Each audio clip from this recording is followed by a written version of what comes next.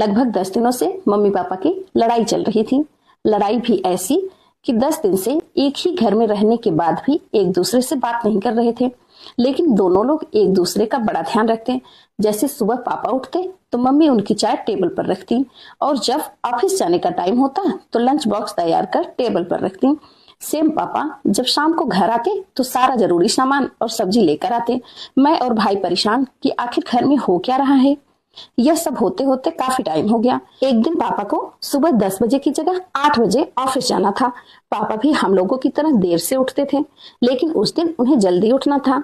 अब पापा को एक आइडिया आया। उन्होंने मम्मी के लिए एक पर्ची लिखी, सुबह 8 बजे ऑफिस जाना है, 6 बजे उठा देना। सुबह मम्मी उठती हैं, अपने काम में लग जाती हैं। पापा उठते हैं तो 10 बज गए होते हैं। पापा को गुस्सा आता है कि 10 बज गए, उठाया नहीं। तभी उन्हें अपने पास एक पर्ची मिलती है, 6 बज गए, उठ जाओ।